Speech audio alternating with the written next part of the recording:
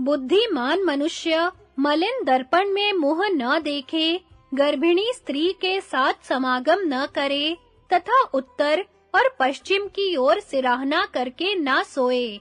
केवल पूर्व अथवा दक्षिण दिशा की ओर ही सिर करके सोना उचित है। टूटी और ढीली खाट पर नहीं सोना चाहिए। अंधेरे में पड़ी हुई शैया पर भी सहसा शयन करना उचित नहीं है। इसी तरह पलंग पर कभी भी तिरछा होकर नहीं, सदा सीधे ही सोना चाहिए। नास्तिक मनुष्यों के साथ काम पड़ने पर भी न जाएं, उनके साथ कोई प्रतिज्ञा भी न करे। आसन को पैर से खींचकर न बैठे, कभी भी नंगा होकर अथवा रात में न नहाए। स्नान के पश्चात अपने अंगों में मालिश न करावे, स्नान किए बिना चंदन न लगावे, नहा लेने पर गीले वस्त्र न पहरावे और भीगे कपड़े कभी ना पहने। गले में पड़ी हुई माला को ना खींचे, उसे कपड़े के ऊपर ना पहने। बोए हुए खेत में, गांव के आसपास तथा पानी में कभी मल मूत्र का त्याग नहीं करना चाहिए। भोजन करने वाला मनुष्य पहले 3 बार जल से आचमन करे, फिर भोजन के पश्चात भी 3 बार आचमन करके 2 बार मुंह धोवे। सदा पूर्व की ओर मुंह करके मौन रहकर भोजन करना चाहिए। परोसे हुए अन्न की निंदा नहीं करनी चाहिए। भोजन के पश्चात मन ही मन अग्नि का ध्यान करना चाहिए। जो मनुष्य पूर्व दिशा की ओर मुंह करके भोजन करता है, उसे दीर्घायु, जो दक्षिण की ओर मुंह करके अन्न ग्रहण करता है, उसे यश, जो पश्चिम की ओर मुख करके भोजन करता है, उसे धन, और जो उत्तराभिमुख होकर भोजन करता है, उसे सत्य की प्राप्ति होती है। अग्नि का स्पर्श करके जल से संपूर्ण इंद्रियों का, सब अंगों का, नाभि का और दोनों हथेलियों का स्पर्श करे। भूसा, भस्म, बाल और मुर्दे की खोपड़ी आदि पर कभी ना बैठे। दूसरे के नहाए हुए जल का दूर से ही परित्याग कर दे। शांति, होम और गायत्री का फिर जप करे। बैठकर ही भोजन करे। चलते फिरते कभी भोजन नहीं करना चाहिए। राख और गौशाला में मूत्र त्याग न करे। भीगे पैर भोजन तो करे, परंतु शयन न करे। भीगे पैर भोजन करने वाला मनुष्य 100 वर्षों तक जीवन धारण करता है। भोजन करके हाथ मुंह धोए बिना मनुष्य अपवित्र रहता है। ऐसी अवस्था में उसे अग्नि, गौ तथा ब्राह्मण, इन 3 तेजस्वियों का स्पर्श नहीं करना चाहिए। इस प्रकार आचरण करने से आयु का नाश नहीं होता।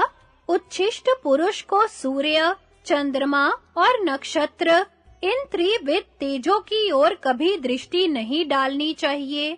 वृद्ध पुरुषों के आने पर तरुण पुरुष के प्राण ऊपर की ओर उठने लगते हैं। ऐसी दशा में जब वह खड़ा होकर वृद्ध पुरुषों का स्वागत और उन्हें प्रणाम करता है, तो वे प्राण पुनः पूर्वावस्था में आ जाते हैं। इसलिए जब कोई वृद्ध पुरुष अपने पास आवे, तो उसे प्रणाम करके बैठने को आसन दे और स्वयं हाथ जोड़कर उसकी सेवा में उपस्थित रहे। फिर जब वह जाने लगे, तो उसके पीछे-पीछे कुछ दूर तक जाए। फटे हुए आसन पर ना बैठे, फूटी हुई कांसी की थाली को काम में ना ले, एक ही वस्त्र पहनकर भोजन न करे, साथ में गमछा भी लिए रहे। नंगे बदन नहाना और सोना कदापि उचित नहीं है। उच्छिष्ट अवस्था में भी शयन करना निषिद्ध है। जूठे हाथ से मस्तक का स्पर्श न करे, क्योंकि समस्त प्राण उसी के आधार पर स्थित हैं। सिर के बाल पकड़कर खींचना और मस्तक पर प्रहार करना वर्जित है। दोनों हाथ सटाकर उनसे अपना सिर न खुजलावे, बारंबार मस्तक पर पानी न डाले। इन बातों के पालन से मनुष्य की आयु क्षीण नहीं होती। सिर पर तेल लगाने के बाद उसी हाथ से दूसरे अंगों का स्पर्श नहीं करना चाहिए और तिल के बने हुए पदार्थ नहीं खाना चाहिए। ऐसा करने से आयु का नाश नहीं होता। झूठे मुंह पढ़ना, पढ़ाना कदापि उचित नहीं है और यदि दुर्गंधित हवा चले तब तो मन में स्वाध्याय का चिंतन नहीं करना चाहिए। प्राचीन इतिहास के जानकार लोग इस विषय में यमराज की गाई हुई गाथा सुनाया करते हैं। यमराज कहते हैं, जो मनुष्य झूठे मुंह उठकर दौड़ता और स्वाध्याय करता है, मैं उसकी आयु नष्ट कर देता हूँ और उसकी संतानों को भी उससे छीन लेता हूँ। जो द्विज मोहवश अनध्याय के समय भी अध्ययन करता है, उसके वैदिक ज्ञान और आयु का नाश हो जाता है। अतः सावधान पुरुष को निश्चित समय में कभी भी अध्ययन नहीं करना चाहिए। जो सूर्य, अग्नि, गौ तथा ब्राह्मणों की ओर मुंह करके पेशाब करते हैं और बीच रास्ते में मूत्र त्याग करते हैं, वे सब गतायु हो जाते हैं। मल और मूत्र का त्याग दिन में उत्तराभिमुख और रात में दक्षिणाभिमुख होकर करने से आयु का नाश नहीं होता। जिसे दीर्घ काल तक जीवित रहने की इच्छा हो, वह ब्राह्मण, क्षत्रिय और सर्प इन तीनों को दुर्बल होने पर भी न छेड़े, क्योंकि ये सभी बड़े जहरीले होते हैं।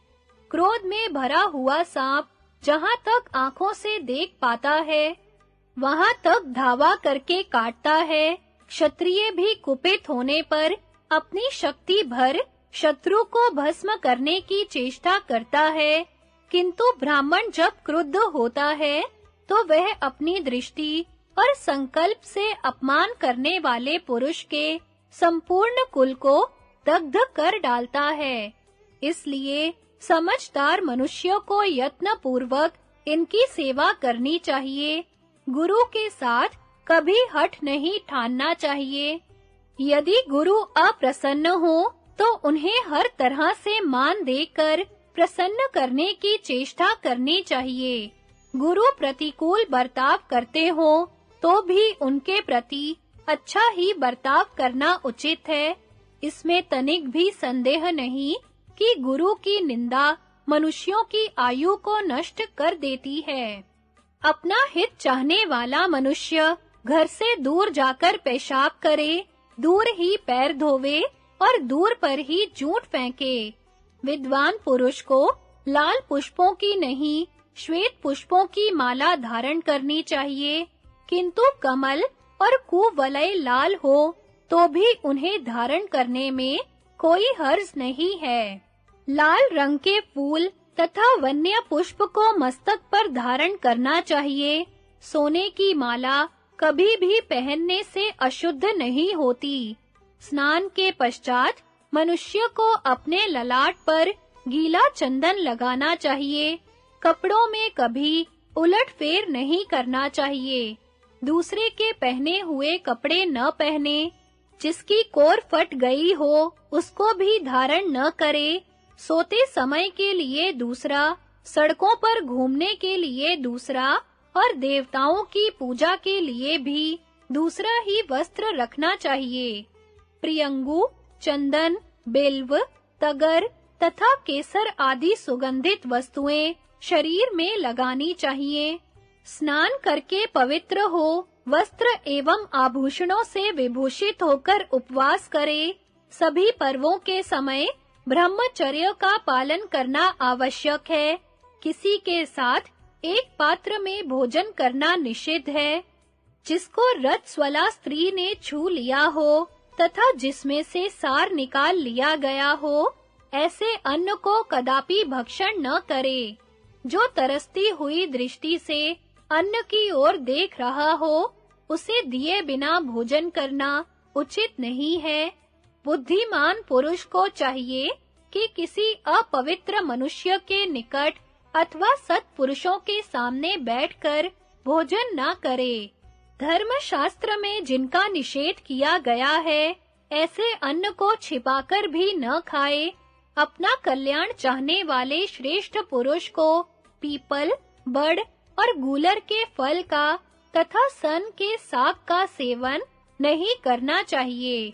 विद्वान मनुष्य हाथ में नमक लेकर न चाटे, रात को दही और सत्तू न खाए। सावधानी के साथ केवल सवेरे और शाम को ही भोजन करे, बीच में कुछ भी खाना उचित नहीं है। बालक के साथ एक थाली में भोजन करना निषिद्ध है। शत्रु के श्राद्ध में कभी अन्न ग्रहण न करे। भोजन के समय मौन रहना और आसन पर बैठना उचित है। उस समय एक वस्त्र धारण करना, खड़ा रहना, भक्ष्य पदार्थ जमीन पर रखकर खाना और बोलते रहना निषिद्ध माना गया है। पहले अतिथि को अन्न और जल देकर पीछे स्वयं एकाग्र चित्त से भोजन करना चाहिए। एक पंक्ति में बैठने पर सबको समान भोजन करना उचित है। जो अपने सुहृद जनों को न देकर अकेला ही भोजन करता है, उसका अन्न विष के समान है। भोजन काल में शंका नहीं करनी चाहिए तथा भोजन के अंत में दही नहीं पीना चाहिए। भोजन करने के बाद कुल्ला करके मुंह धो ले और एक हाथ से दाहिने पैर के अंगूठे पर पानी छोड़ ले। फिर जल से आँख, नाक आदि इंद्रियों और नाभि का स्पर्श करके दोनों हाथों की हथेलियों को धो डाले। धोने के पश्चात गीले हाथ लेकर ही ना बैठ जाएं। अंगूठे का मूल स्थान ब्रह्म तीर्थ कहलाता है। अंगुलियों का अग्रभाग देव तीर्थ है तथा अंगुष्ठ और तर्जनी के मध्य का भाग पितृ तीर्थ माना गया है। श्राद्ध, तर्पण आदि पैतृक कर्म शास्त्र विधि के अनुसार सदा पितृ भलाई चाहने वाले पुरुष को दूसरों की निंदा तथा अप्रिय वचन मुंह से नहीं निकालने चाहिए। किसी को क्रोध नहीं दिलाना चाहिए तथा पतित मनुष्यों के साथ वार्तालाप की इच्छा नहीं रखनी चाहिए। पतितों के तो दर्शन और स्पर्श का भी परित्याग कर देना उचित है। ऐसा करने से मनुष्य की आयु बढ़ती है। अपने-अपने तीर्थ में आचमन करके कार्य आरंभ करे और उसके पूर्ण होने के पश्चात पुनः 3 बार आचमन करके 2 बार मुंह पोंछ ले। इससे मनुष्य शुद्ध हो जाता है। पहले नेत्र, नासिका आदि इंद्रियों का 1 बार स्पर्श करके 3 बार अपने ऊपर जल छिड़के। इसके बाद वेदोक्त विधि के अनुसार देव यज्ञ और पितृ यज्ञ करना चाहिए। अब ब्राह्मण के लिए भोजन के आदि और अंत में जो पवित्र एवं हितकारक शुद्धि का विधान है, उसे बता रहा हूँ, सुनो। ब्राह्मण को प्रत्येक शुद्धि के कार्य में ब्रह्म तीर्थ से आचमन करना चाहिए। थूकने और छींकने के बाद आचमन करने से ब्राह्मण पवित्र होता है। बूढ़े कुटुंबी और दरिद्र मित्र को अपने घर पर आश्रय देना चाहिए। इससे धन और आयु की वृद्धि होती है। परेवा, तोता और मैना आदि पक्षियों का घर में रहना अभ्युदकारी एवं मंगलमय है। ये तेल पायक पक्षियों की भांति अमंगल करने वाले नहीं होते। उद्दीपक, गृध्र, कपोत तथा भ्रमर नामक पक्षी यदि घर में आ जाएं, तो शांति करानी चाहिए, क्योंकि ये अमंगलकारी होते हैं। महात्माओं की निंदा से भी मनुष्य का अकल्याण होता है। महात्मा पुरुषों के गुप्त कर्म कभी किसी पर भी प्रकट नहीं करने चाहिए। पराई स्त्री के संसर्ग से सदा बचे रहना चाहिए। इससे दीर्घायु प्राप्त होती है। अपनी उन्नति चाहने वाले बुद्धिमान पुरुष को उचित है कि ब्राह्मण के द्वारा वास्तु पूजन पूर्वक आरंभ कराए और अच्छे कारीगर के द्वारा बनाए घर में निवास करे। नींद लेना, पढ़ना और भोजन करना निश्चित माना गया है। इन सब बातों का पालन करने से मनुष्य दीर्घजीवी होता है। अपना कल्याण चाहने वाले के लिए रात में श्राद्ध करना, नहाना और सत्तू खाना मना है। भोजन के पश्चात केशों को संवारना अच्छा नहीं है। निश्चित पदार्थों के सिवा और जितनी खाने पीने की वस्तुएं हैं, उनका उचित मात्रा में सेवन करें। जल पात्र में रखा हुआ जल पिए। रात्रि के समय खूब डटकर भोजन न करे। पक्षियों की हिंसा से दूर रहे। उत्तम कुल में उत्पन्न और योग्य अवस्था को प्राप्त हुई सुलक्षणा कन्या के साथ विवाह करे। उसके गर्भ से संतान उत्पन्न करके वंश परंपरा की रक्षा करे और ज्ञान तथा कुल धर्म की शिक्षा पाने के लिए पुत्रों को विद्वान गुरु के आश्रम में भेज दे। कन्या उत्पन्न होने पर कुलीन एवं बुद्धिमान वर के साथ उसका ब्याह कर दे। पुत्र का विवाह भी उत्तम कुल की कन्या के साथ करे और भृत्य भी अच्छे कुल के मनुष्यों को ही बनावे। मस्तक पर से स्नान करके देव कार्य तथा पितृ कार्य करे। जिस नक्षत्र में अपना जन्म हुआ हो, उसमें श्राद्ध करना वर्जित है।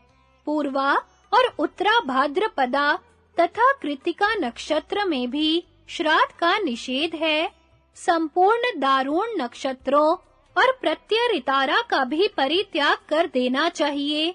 सारांश यह कि ज्योतिष शास्त्र के भीतर जिन-जिन नक्षत्रों में श्राद्ध का निषेध किया गया है, उन सब में देव कार्य और पितृ कार्य नहीं करना चाहिए। पूर्व या उत्तर की ओर मुंह करके हजामत बनवानी चाहिए। इससे आयु की वृद्धि होती है। निंदा करना अधर्म बताया गया है, इसलिए दूसरों की और अपनी भी निंदा नहीं करनी चाहिए। जो कन्या किसी अंग से हीन हो अथवा जो अधिक अंग वाली हो, जिसके गोत्र और प्रवर अपने ही समान हो तथा जो नाना के कुल में उत्पन्न हुई हो, उसके साथ विवाह नहीं करना चाहिए। जिसके कुल का पता न हो, जो नीच कुल में पैदा हुई हो, जिसके शरीर का रंग पीला हो तथा जो कुष्ठ रोग वाली हो, उसके साथ भी विवाह करना निषिद्ध माना गया है। जिसके कुल में किसी को मिर्गी, सफेद कोढ़ तथा राज्य क्षमा की बीमारी हो, वह कन्या भी ब्याहने योग्य नहीं मानी गई है। जो सुलक्षणा, उत्तम आचरण वाली और देखने में सुंदरी हो, उसी के साथ ब्याह करना उचित है। अपने से श्रेष्ठ या समान कुल में विवाह करना चाहिए।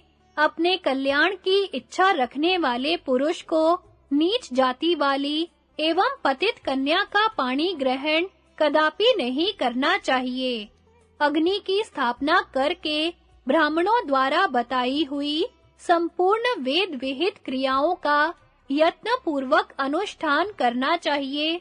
स्त्रियों से ईर्ष्या रखना उचित नहीं है। प्रत्येक उपाय से अपनी स्त्री की रक्षा करनी चाहिए। ईर्ष्या करने से आयु क्षीण होती है, इसलिए उसे त्याग देना ही उचित है। सवेरे सूर्योदय के समय और दिन में सोने से आयु का नाश होता है। अच्छे लोग रात में अपवित्र होकर नहीं सोते, पर स्त्री से व्यभिचार करना और हजामत बनवाकर बिना नहाए रहना भी आयु की हानि करने वाला है। अपवित्रावस्था में वेदाभ्यास का यत्न पूर्वक त्याग करे। संध्या काल में स्नान, भोजन और अध्ययन वर्जित है। उस समय शुद्ध चित्त होकर ध्यान करने के सिवा और कोई काम न करे। ब्राह्मणों की पूजा, देवताओं को नमस्कार और गुरुजनों को प्रणाम स्नान के बाद ही करने चाहिए। बिना बुलाए कहीं भी जाना उचित नहीं है, किंतु यज्ञ देखने के लिए बिना निमंत्रण के भी जाने में कोई हर्ज नहीं है। जहां अपना आदर ना होता हो, वहां जाने से आयु का नाश होता है। अकेले परदेश जाना और रात में यात्रा करना मना है। यदि किसी काम के लिए बाहर जाए, तो संध्या होने के पहले ही घर लौट आना चाहिए। माता-पिता और गुरुजनों की आज्ञा का अविलंब पालन करना चाहिए। उनकी आज्ञा हितकर है या अहितकर, इसका विचार नहीं करना चाहिए। युधिष्ठिर, क्षत्रिय को वेद और धनुर्वेद के अभ्यास का यत्न करना चाहिए तथा हाथी घोड़े की सवारी और रथ हाँकने की कला में निपुणता प्राप्त करनी चाहिए। राजन, तुम सदा उद्योगी बने रहो, क्योंकि उद्योगी मनुष्य ही सुखी और उन्नतिशील होता है। शत्रु, भृत्य और स्वजन भी उसका पराभव नहीं कर सकते। जो राजा सदा प्रजा की रक्षा में संलग्न रहता है, उसे कभी भी हानि नहीं उठानी पड़ती। तुम तर्क शास्त्र और शब्द शास्त्र का अध्ययन करो, संगीत और समस्त कलाओं का भी ज्ञान प्राप्त करो। तुम्हें प्रतिदिन पुराण, इतिहास, उपाख्यान तथा महात्माओं के जीवन चरित्र का श्रवण करना चाहिए। यदि अपनी पत्नी रथस्वला हो तो उसके पास न जाए तथा उसे भी अपने निकट न बुलावे। चौथे दिन जब वह स्नान कर ले तो रात्रि में उसके पास जाना चाहिए। पांचवें दिन पत्नी के पास जाने से कन्या पैदा होती है और छठे दिन जाने से पुत्र का जन्म होता है। विद्वान पुरुष को इसी विधि से पत्नी के पास जाना चाहिए। सजातीय बंधु, संबंधी और मित्रों का सदा आदर करना उचित है। अपनी शक्ति के अनुसार यज्ञ करके उसमें नाना प्रकार की दक्षिणा देनी चाहिए।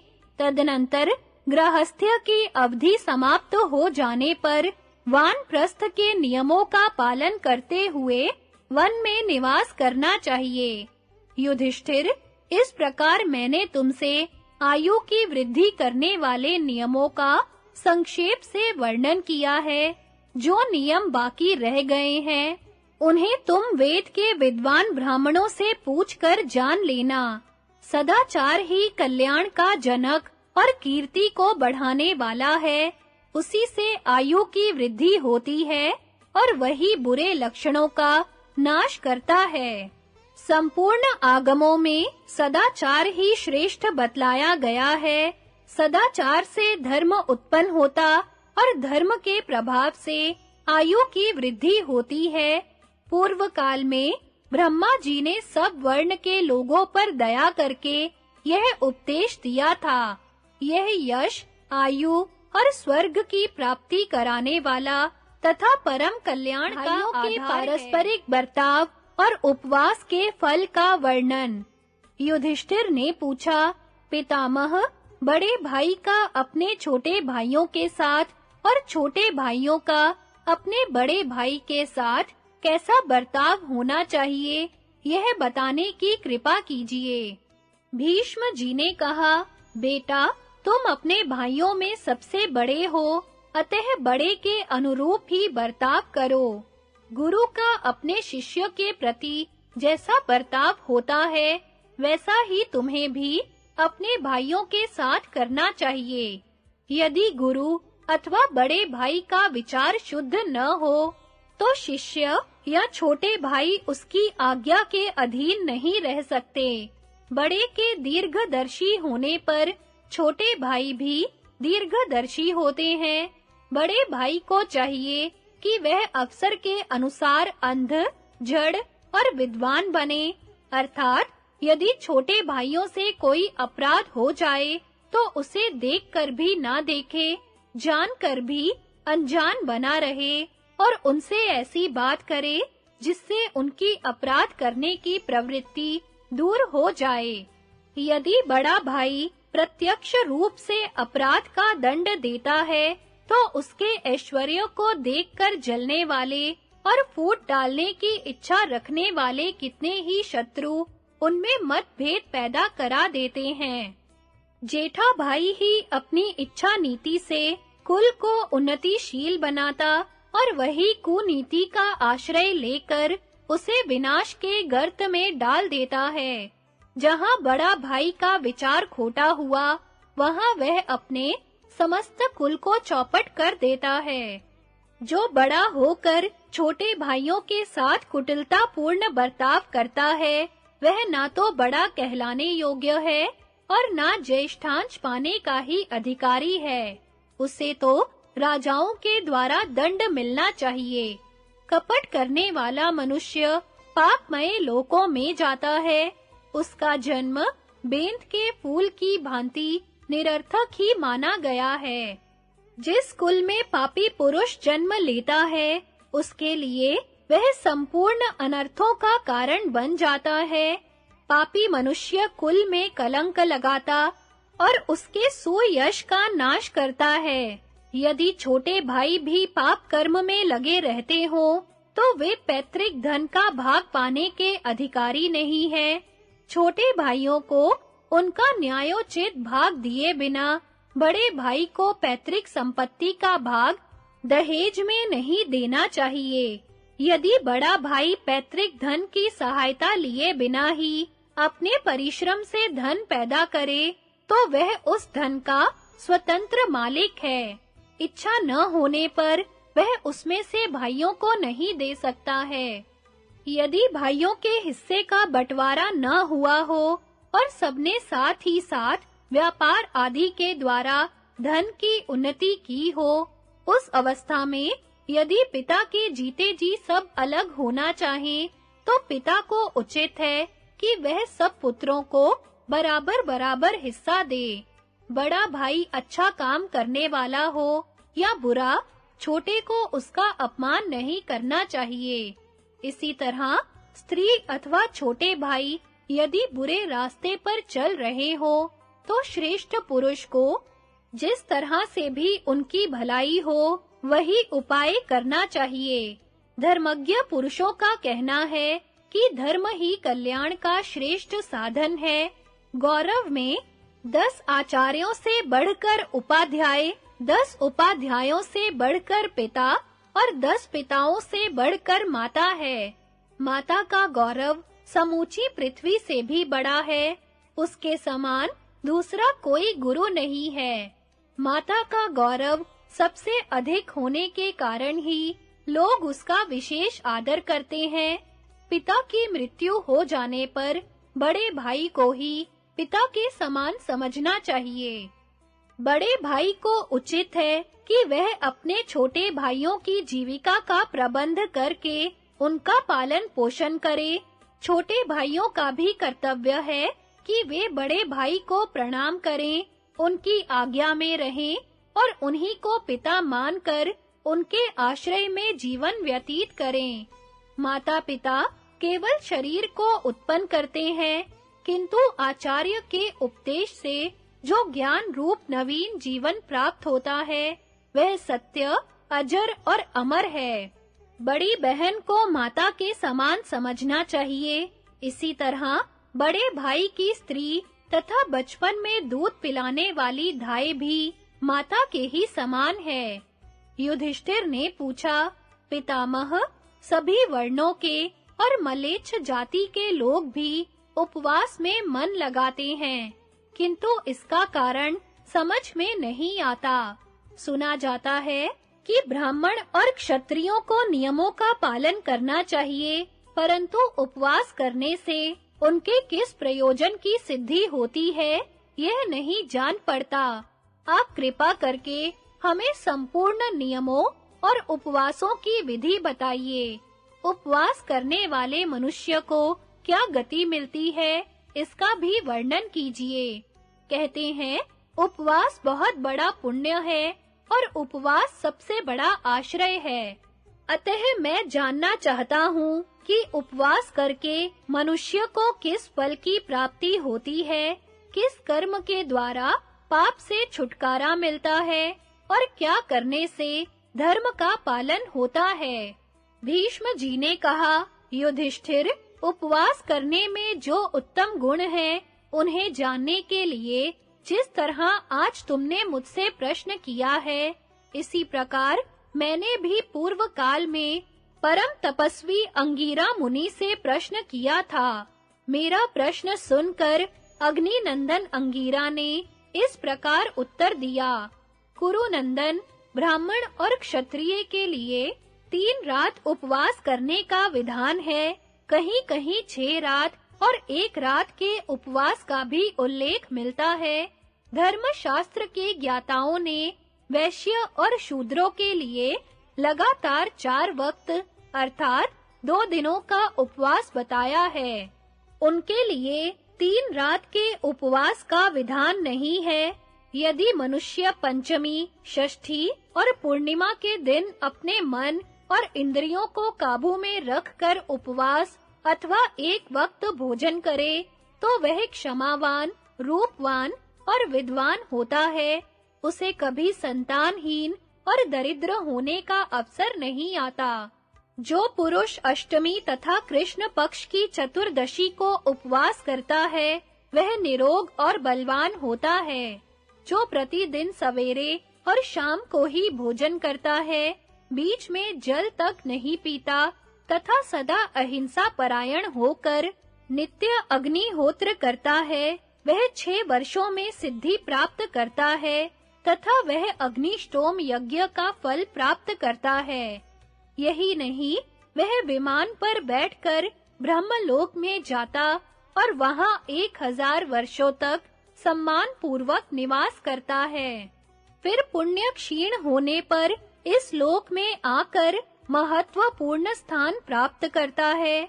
और जो पुरुष पूरे 1 वर्ष तक प्रतिदिन 1 बार भोजन करता है, वह अति रात्र यज्ञ के फल को प्राप्त होता तथा 10,000 वर्ष तक स्वर्ग में रहता है। फिर वहां से लौटने पर महत्वपूर्ण स्थान प्राप्त करता है।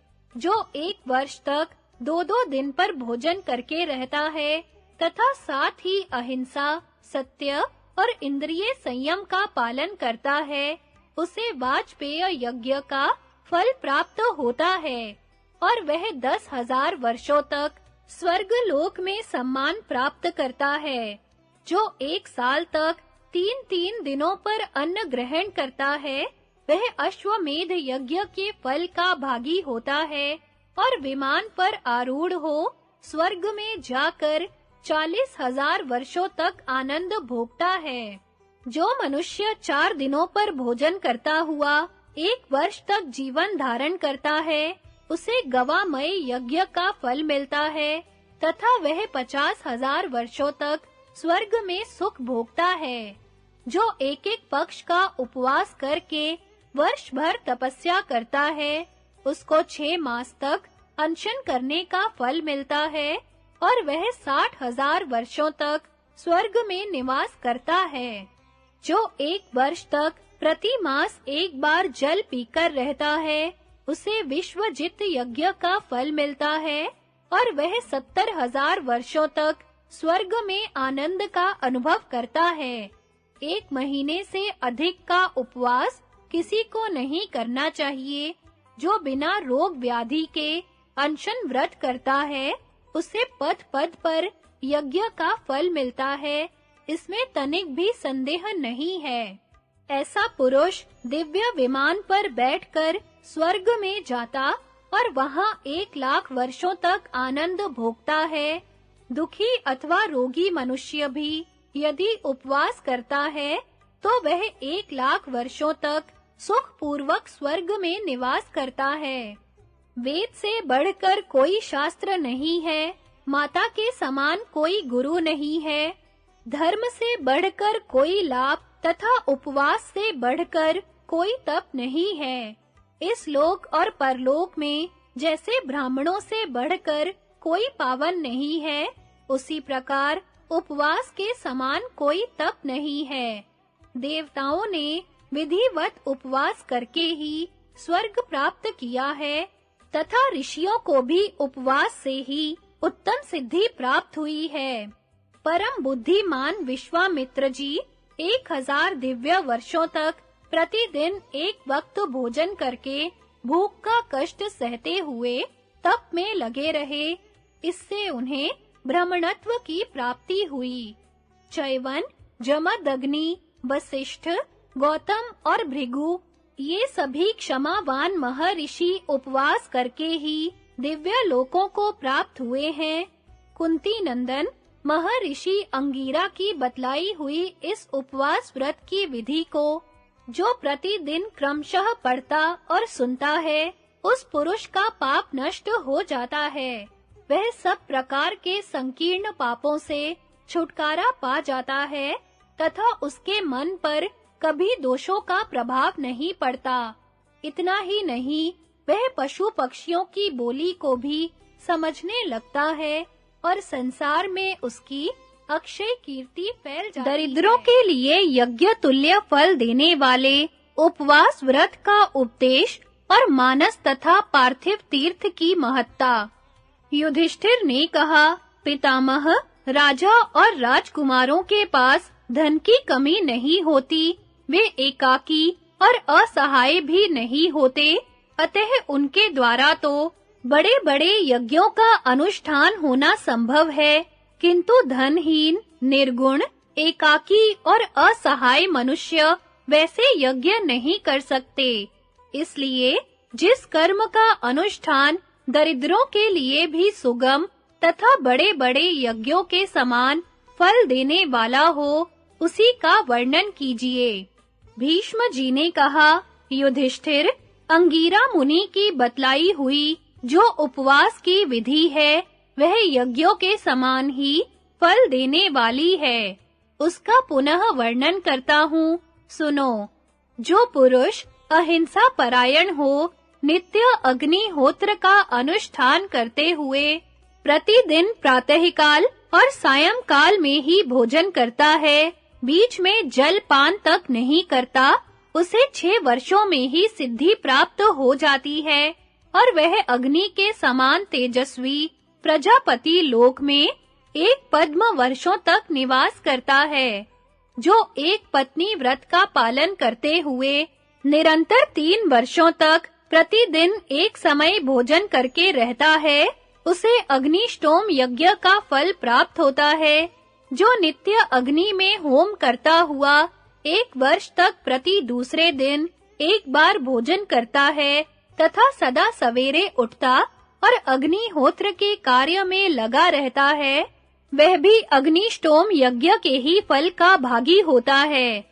जो 12 महीनों तक प्रति तीसरे दिन एक समय भोजन करता, नित्य सवेरे उठता और अग्निहोत्र किया करता है, उसे अति रात्र याग का उत्तम फल प्राप्त होता है तथा वह पुरुष 3 पद्म वर्षों तक स्वर्ग लोक में निवास करता है। जो अग्निहोत्र पूर्वक 12 महीनों तक प्रति चौथे दिन एक बार अन्न ग्रहण करता है, वह वाजपेय यज्ञ के उत्तम फल का भागी होता है तथा वह इंद्रलोक में रहकर सदा देवराज की क्रीड़ाओं को देखा करता है। 12 महीनों तक प्रति 5वें दिन एक समय भोजन करके नित्य अग्निहोत्र करने वाला, लोभहीन, सत्यवादी, ब्राह्मण भक्त, अहिंसक, ईर्ष्या रहित और पाप कर्म से दूर रहने वाला पुरुष द्वादशाह यज्ञ का फल प्राप्त करता है तथा वह 51 पद्म वर्षों तक स्वर्ग लोक में सुख भोगता है। जो प्रति छठे दिन एक वक्त भोजन करके 12 महीनों तक मौन भाव से अग्निहोत्र का अनुष्ठान करता, तीनों समय नहाता, ब्रह्मचर्य का पालन करता और किसी के दोषों पर दृष्टि नहीं डालता है, वह मनुष्य 2 पताका, 18 पद्म, 1300 करोड़ और 50 अयुत वर्षों तक तथा 100 रीछों के चमड़ों में जितने रोएं होते हैं, उतने वर्षों तक ब्रह्मलोक में सम्मानित होता है। जो 1 वर्ष तक प्रति 7वें दिन एक समय भोजन करता, नित्य अग्निहोत्र करता, वाणी को नियम में रखता और ब्रह्मचर्य का पालन करता है, वह असंख्य वर्षों तक देवताओं और इंद्र के लोक में निवास करता है तथा जिस यज्ञ में बहुत से सुवर्ण की दक्षिणा दी जाती है, उसके फल का वह भागी होता है। जो प्रति 8वें दिन एक वक्त भोजन करके 12 महीनों तक क्षमाशील, देव कार्य परायण और अग्निहोत्री होकर जीवन व्यतीत करता है, उसे पुंडरीक यज्ञ का सर्वश्रेष्ठ फल प्राप्त होता है। जो प्रति 9वें दिन एक समय अन्न ग्रहण करके वर्ष भर नित्य अग्निहोत्र का अनुष्ठान करता है, उसे 1000 अश्वमेध यज्ञ का फल प्राप्त होता है तथा वह पुंडरीक के समान श्वेत वर्ण के विमान पर आरूढ़ हो रुद्रलोक में जाकर वहां 1 कल्प, लाख करोड़ और 18,000 वर्षों तक सुख भोगता है। जो प्रति 10वें दिन एक समय भोजन करके 12 मासों तक नित्य अग्नि में हवन करता है, वह ब्रह्मलोक का निवासी होता है। उसे 1000 अश्वमेध यज्ञ का उत्तम फल मिलता है तथा वह नीले और लाल कमल के समान अनेकों रंगों से सुशोभित मंडलाकार घूमने वाला, सागर की लहरों के समान ऊपर नीचे होने वाला, विचित्र मणिमालाओं से अलंकृत और शंख ध्वनि से परिपूर्ण विमान प्राप्त करता है। जो पुरुष 12 महीनों तक सदा 11वें दिन भोजन करते हुए अग्नि में हवन करता है, मन और वाणी से भी पर स्त्री की अभिलाषा नहीं करता तथा माता-पिता के लिए भी कभी झूठ नहीं बोलता, वह विमान में विराजमान परम शक्तिमान देव महादेव जी के पास गमन करता और 1000 अश्वमेध यज्ञों का फल पाता है। उसके पास ब्रह्मा जी का भेजा हुआ विमान स्वतः उपस्थित दिखाई देता है। उसी पर बैठकर वह रुद्रलोक में जाता है और वहां असंख्य वर्षों तक निवास करता हुआ प्रतिदिन देव दानव वंदित भगवान शंकर को प्रणाम करता है। वे भगवान उसे नित्य प्रति दर्शन देते रहते हैं।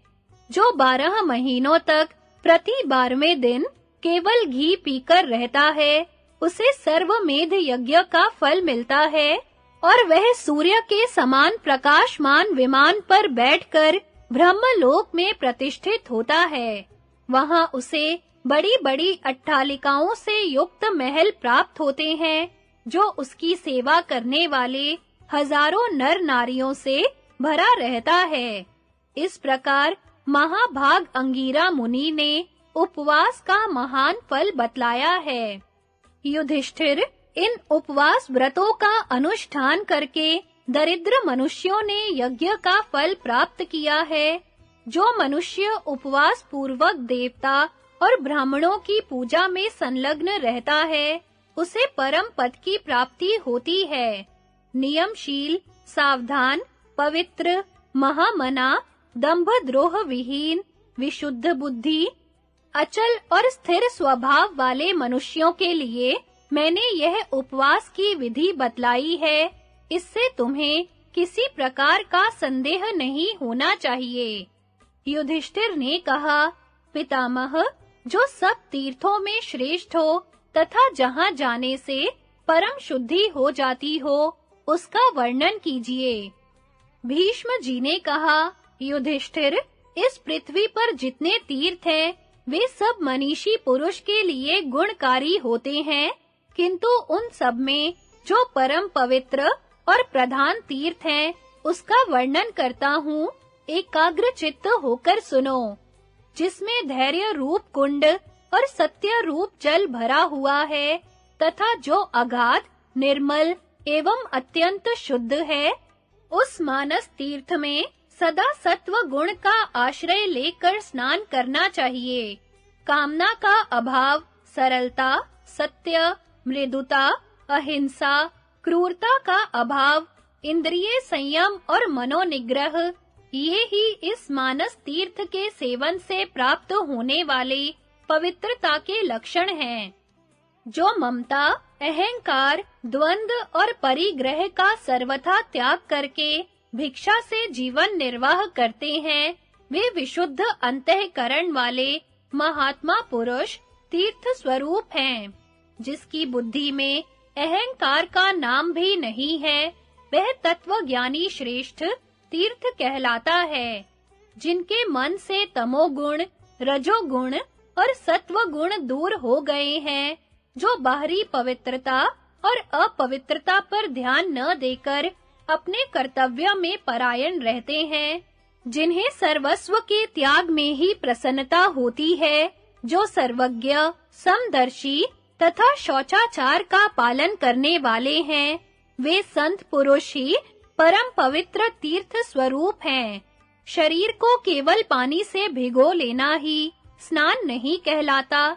सच्चा स्नान तो उसी ने किया है जो इंद्रिय संयम में निष्णात है। जितेंद्रिय पुरुष ही बाहर और भीतर से शुद्ध माना गया है, जो नष्ट हुए विषयों की परवाह नहीं करते, प्राप्त हुए पदार्थ में ममता नहीं रखते तथा जिनके मन में कोई इच्छा पैदा ही नहीं होती, वे ही परम पवित्र हैं। इस जगत में प्रज्ञान ही शरीर शुद्धि का विशेष साधन है। इसी प्रकार अकिंचनता और मन की प्रसन्नता भी शरीर को शुद्ध करने वाले हैं। शुद्धि 4 प्रकार की है: आचार शुद्धि, मनः शुद्धि, तीर्थ शुद्धि और ज्ञान शुद्धि। इसमें ज्ञान से प्राप्त होने वाली शुद्धि ही सबसे श्रेष्ठ मानी गई है। मानस तीर्थ में प्रसन्न मन से ब्रह्म ज्ञान रूपी जल के द्वारा जो स्नान किया जाता है, वही तत्व ज्ञानियों का स्नान है। जो सदा शौचाचार से संपन्न, विशुद्ध भाव से युक्त और सद्गुणों से विभूषित है, उस मनुष्य को सदा शुद्ध ही समझना चाहिए। यह मैंने शरीर में स्थित तीर्थ का वर्णन किया। अब पृथ्वी के पुण्य तीर्थों का महत्व सुनो। जैसे शरीर के विभिन्न स्थान पवित्र बतलाए गए हैं, उसी प्रकार पृथ्वी के भिन्न-भिन्न भाग भी पवित्र तीर्थ हैं और वहां का जल पुण्यप्रद माना गया है। जो लोग तीर्थों का नाम लेकर तीर्थों में स्नान करके तथा उनमें पितरों का तर्पण करके अपने पाप धो डालते हैं, वे बड़े सुख से स्वर्ग में जाते हैं।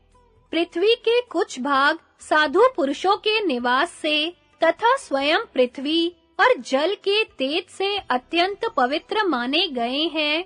इस प्रकार पृथ्वी पर और मन में भी अनेकों पुण्यमय तीर्थ हैं।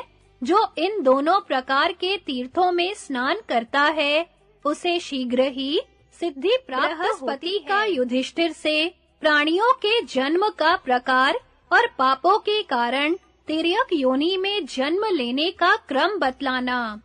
युधिष्ठिर ने पूछा, पितामह, पृथ्वी पर रहने वाले मनुष्य किस बर्ताव से स्वर्ग में जाते हैं और कैसे बर्ताव से नरक में पड़ते हैं? वे अपने मृतक शरीर को काट और मिट्टी के ढेले के समान यहीं छोड़कर जब परलोक की राह लेते हैं, उस समय उनके पीछे कौन जाता है? भीष्म जी ने कहा, बेटा, ये उदार बुद्धि बृहस्पति जी यहाँ पधार रहे हैं।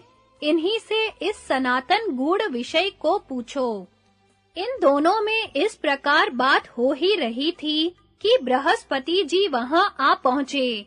धर्मराज युधिष्ठिर ने सभासदों सहित उनकी पूजा की और उनके पास जाकर इस प्रकार प्रश्न किया, भगवन, आप संपूर्ण धर्मों के ज्ञाता और सब शास्त्रों के विद्वान हैं, अतः बतलाइए, पिता, माता, पुत्र, गुरु, सजातीय, संबंधी और मित्र आदि में से मनुष्य का सच्चा सहायक कौन है?